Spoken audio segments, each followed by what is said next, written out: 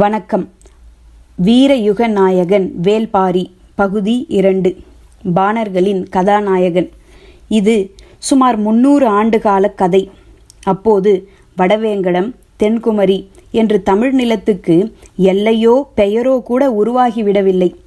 அடர்ந்த வனத்தில், ஆற்றுப்படுகையில், வண்டல் பூமியில், வற்றிய பாலையில், கடலோரத்தில், மலைமுகட்டில் என வெவ்வேறு வகையான நிலங்கள் தோறும் இனக்குழுக்களாக சேர்ந்து வாழ்ந்த மக்கள் தங்களின் குலமுறைப்படியான வாழ்வை நடத்தி கொண்டிருந்தனர்.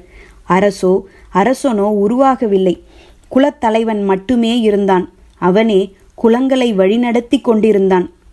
குறிஞ்சி, முல்லை, மருதம், நெய்தல், பாலை என 5 வகை நிலங்களிலும் 100க்கும் மேற்பட்ட மனித கூட்டங்கள் தங்களின் தனித்த அடையாளங்களோடு செழித்திருந்தன. இயற்கையோடு இழந்த வாழ்வு தேவை மட்டுமே ஆசையாகவும் கனவாகவும் இருந்தது. உழைப்பும் விளைச்சலும் பொது சொத்து. கொண்டாட்டமும் குதூகலமும் இயல்பின் பிரதிபலிப்பு. எல்லா மனிதனும் சரிநிகராக இருந்தனர்.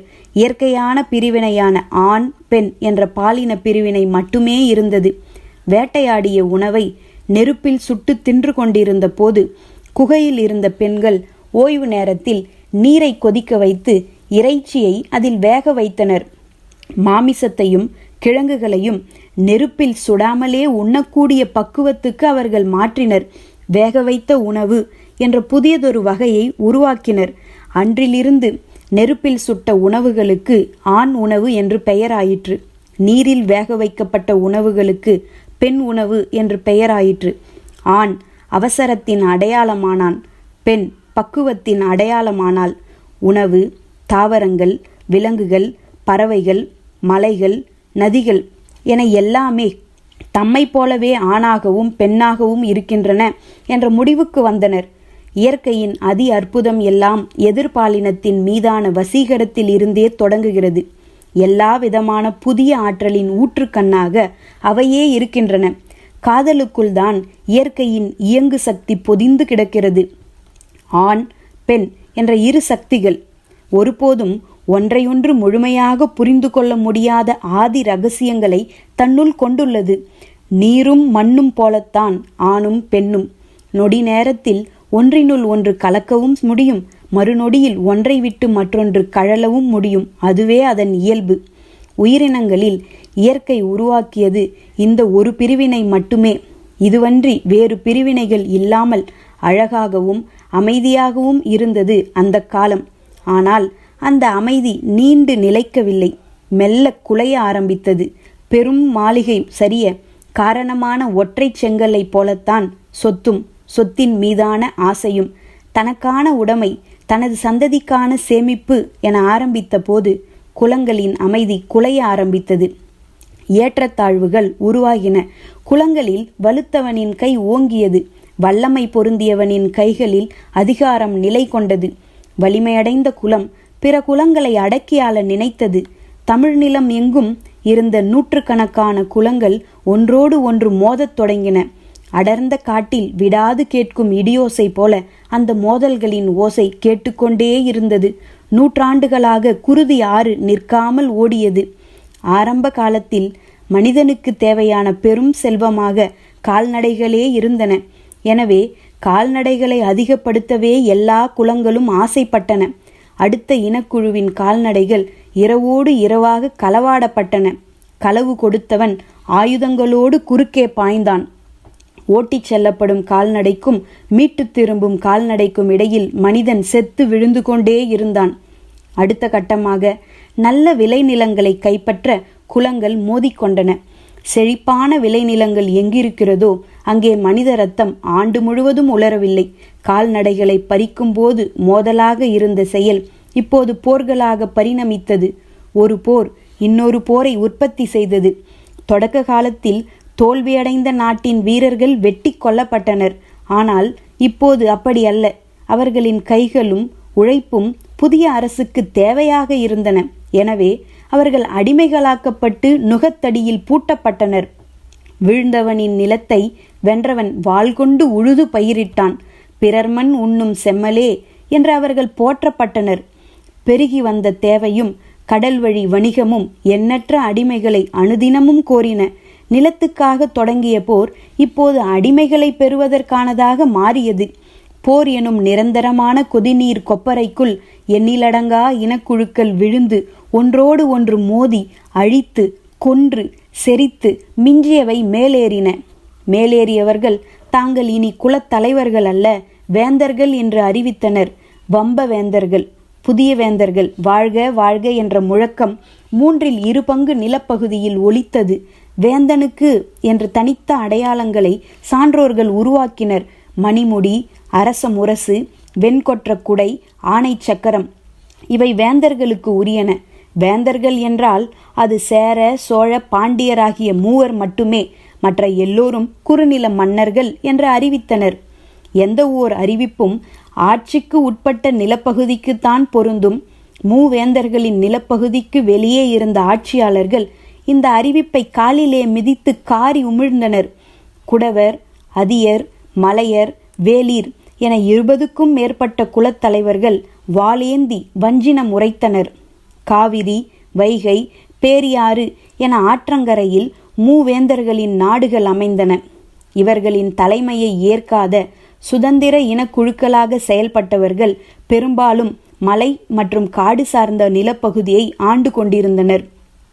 ஐவகை நிலத்தில் அமைந்த அனைத்து நாடுகளுக்குள்ளும் ஊடுருவி இரத்த நாளங்களாக குறுக்கும் நெடுக்கும் அலைந்து கொண்டிருந்தவர்கள் பாணர் சமூகத்தைச் சார்ந்த கலைஞர்கள்.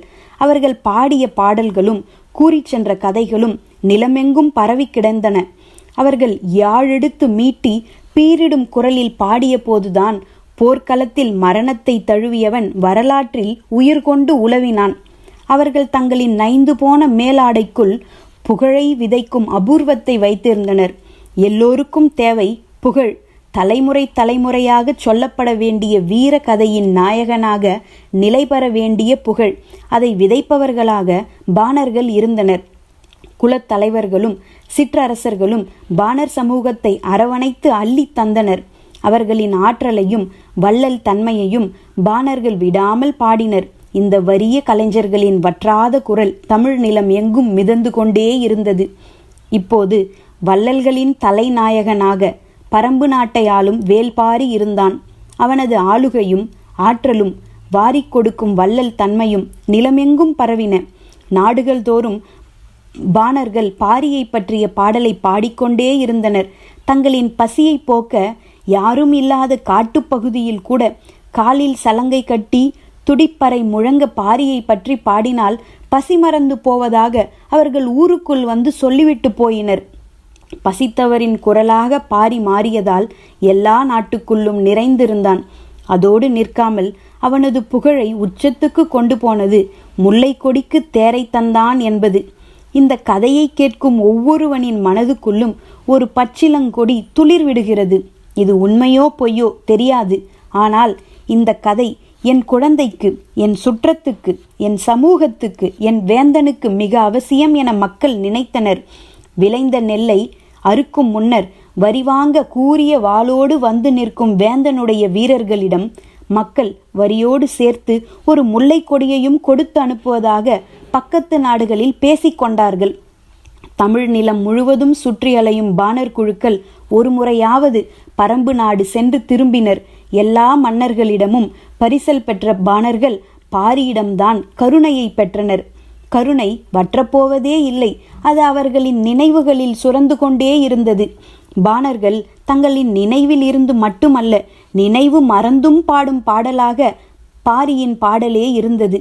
புகார் நகரில் நாலங்காடியில் காவல் புரிந்த ஒரு வீரன் கடை வீதியில் அலைந்து கொண்டிருந்த பாணர் குழு ஒன்றை பார்த்து கேட்டான், பாரி பரம்பை ஆள்கிறானா அல்லது பாணர்களை ஆள்கிறானா? நாலங்காடிக்கு மிக அருகில்தான் பட்டினப்பாக்கம் இருக்கிறது. அதுதான் சோழ நாட்டு வேந்தனும் உயர்குடிகளும் வாழும் பகுதி. காவல் வீரன் கேட்ட கேள்வி விரைவிலேயே பட்டினப்பாக்கத்துக்கு வந்து சேர்ந்தது. சிறிது காலத்திலேயே மூவேந்தர்களின் அரண்மனைகளிலும் அந்த கேள்வி எதிரொலித்தது. இந்த கேள்வி தனக்குள் ஒரு பதிலையும் கொண்டிருந்தது. அந்த பதில் மூவேந்தர்களின் உறக்கத்தை குலைத்தது. மூவேந்தர்கள் எனும் பேரரசர்களையும் மீறி நிலை பெற்றிருந்தது பாரியின் புகழ். அவர்களால் பாரியை ஒன்றும் செய்துவிட முடியவில்லை. காரணம் பாரியின் மாவீரம், பரம்பு நாட்டின் நிலவியல் அமைப்பு, படை வலிமை இவை எல்லாம் தான். ஆனாலும் சந்தர்ப்பத்தை எதிர்பார்த்து காத்திருந்தனர். இந்த நிலையில்தான் கபிலர் அருகநாட்டை ஆளும் சிறுகுடி மன்னன் செம்பனின் மாளிகைக்கு தற்செயலாக வந்து சேர்ந்தார். அன்றைய தமிழ் நிலத்தின் பெரும் புலவராக விளங்கியவர் கபிலர். கபிலரை போன்ற புலவர்களே மாற்றரசுக்குள் நுழையவும், அரசனுக்கு அறிவுரை சொல்லவும், போரை தடுக்கவும், அவசியம் என கருதப்பட்ட தாக்குதலை நடத்தவும் காரணமாக இருந்தார்கள். அவர்கள் நிலமெங்கும் சுற்றி அலைந்தபடி இருந்தனர். கடற்கரையில் காய்ந்த மீனும் ஆயர்குடியின் தயிர் மத்தும் இவர்களின் பாடலில் சுவையை கூட்டின. பாலை நிலத்தின் ஊன் சோறும் குறிஞ்சி நிலத்தின் புளித்த கல்லும் தமிழ் கவிதைகளை செழிப்புறச் செய்தன. கபிலர் பரம்பு நாட்டுக்கும் போனது இல்லை, வேல்பாரியை சந்தித்ததும் இல்லை. ஆனால் பாரியை பற்றி பாணர்கள் மீண்டும் மீண்டும் பாடிய போது அவருக்கு ஆச்சரியத்தை விட சந்தேகமே வலுப்பெற்றது. எல்லோராலும் அதிகம் புகழப்படும் ஓர் இடத்தில் பிழைகள் மலிந்திருக்கும், யாருடைய கவனத்தையும் சிதைக்கும் ஆற்றல் புகழுக்கு உண்டு. அதற்கு அடிமையாகாதவர்களை அது சந்தித்தது இல்லை என்ற அகம்பாவம்தான் புகழின் ஆணிவேர். எனவே புகழால் நிலை பெற்றுள்ள ஒன்றின் மீது இயல்பான கசப்பு கபிலருக்கு உருவாகியிருந்தது. நடுநாட்டு அரசன் வேண்மானை காண சென்று கொண்டிருந்த கபிலர் பயணக்கலைப்பு மிகுதியால் சற்று ஓய்வெடுத்து செல்லலாம் என்று முடிவெடுத்தார். வாலி ஆற்றங்கரையில் அமைந்த செம்பனின் அரண்மனையை நோக்கி தேரை ஓட்டச் சொன்னார். பாணர்களின் கூத்தை பகலெல்லாம் பார்த்திருந்த செம்பனுக்கு மாலையில் திடீரென கபிலர் வந்தது பெரும் மகிழ்வை தந்தது. பச்சை நிற குப்பியில் நிறைந்து வழியும் கல்லோடு தொடங்கியது அன்றைய இரவு. கல்லை பருகத் தொடங்கியதும் அதன் புளிப்பு சுவை சற்றே மாறுபட்டதாக இருக்கிறதே என்று உணர்ந்த கபிலர், இது என்ன கல் என்று கேட்டார். தேனில் இருந்து தயாரித்து மூங்கில் குழாயில் இட்டு நன்கு புளிக்க வைத்த முற்றிய கல். நாங்கள் இதை தேங்கல் என்போம். உங்களைப் போல் புலவர்கள் தேரல் என்று சொல்வீர்கள் என்றான் செம்பன். அப்போது வீரன் ஒருவன் உண்பதற்கான கரித்துண்டங்களை குழிசி பானை நிறைய கொண்டு வந்து வைத்துவிட்டு போனான். அந்த பானையை கபிலர் எடுத்து உண்ண ஏதுவாக அவரை நோக்கி தள்ளி வைக்க முயன்றான் செம்பன்.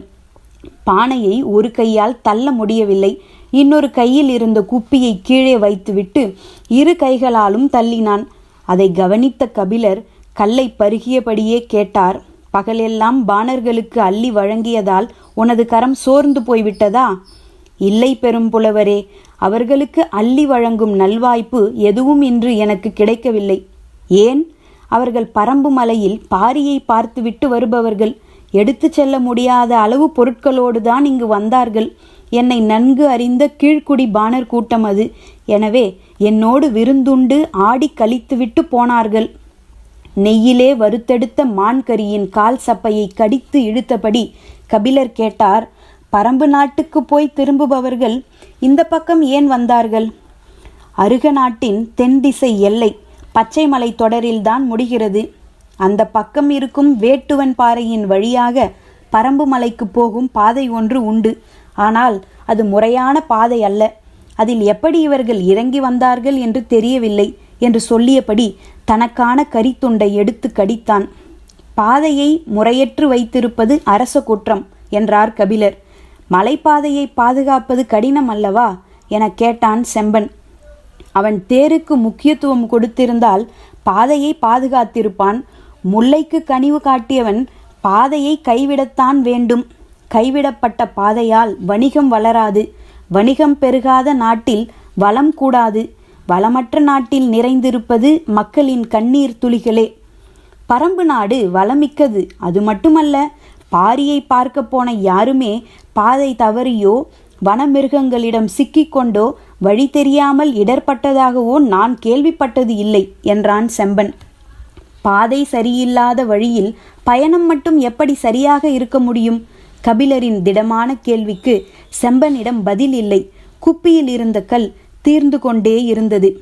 பாரி விருந்தினரை நிர்வகிப்பதில் தேர்ந்தவன் என்று நினைக்கிறேன்.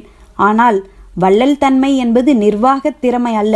அது குழந்தையின் குரல் கேட்ட கணத்தில் பால் கசியும் தாயின் மார்பை போன்றது. நீங்கள் பாரியை வள்ளல் இல்லை என்கிறீர்களா? பாரியை வள்ளல் என்றோ சிறந்த அரசன் என்றோ என்னால் இப்போது சொல்லிவிட முடியாது. தான் பேசும் வார்த்தைகளை உணர்ந்தவாறே கபிலர் சொன்னார், நாளை காலை நான் வேட்டுவன் பாறை வழியாக பாரியின் பரம்பு நாட்டுக்குள் நுழைவேன். செம்பன் அதிர்ந்து பார்த்தான். நடுநாட்டுக்கு அல்லவா போவதாக சொன்னீர்கள்? நாம் தீர்மானித்தபடி எல்லாம் நடந்து விடுவது இல்லை. வார்த்தைதான் நம்மை வழி நடத்துகிறது. ஒரு குப்பிக்கல் பல நேரம் வரலாற்றையே மாற்றி இருக்கிறது. யார் அறிவார், ஒரு கையால் நீ பானையை தள்ளாமல் போனதால் இன்னும் என்னென்ன நடக்கப் போகிறதோ. கபிலரின் வார்த்தையை கேட்டு செம்பன் ரசித்து சிரித்தான். மறுநாள் காலை கபிலரை பரம்பு நாட்டுக்கு பாதுகாப்போடு அழைத்துச் செல்ல ஒரு படையோடு செம்பன் தயாராக இருந்தான். நான் பரிசோதிக்க நினைப்பது பாரியை, உனது படைபலத்தை அல்ல. கபிலரின் குரல் படையுடன் சேர்த்து செம்பனையும் சாய்த்தது. தனித்த தேரில் கபிலர் புறப்பட்டார்.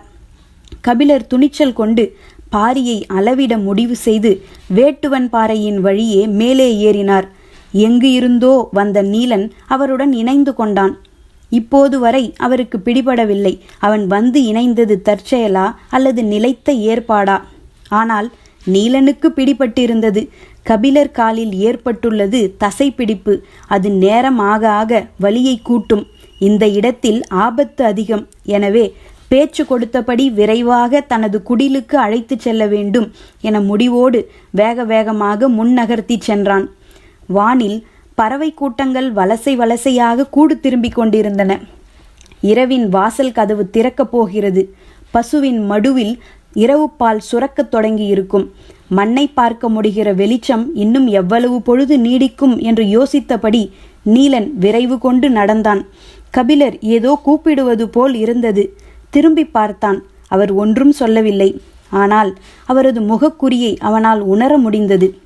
மலை இறக்கம் இன்னும் சிறிது தொலைவுதான், அதன் பிறகு சமதரைதான் என்று சொல்லி ஒரு கையை பிடித்து அவருக்கு உதவினான்.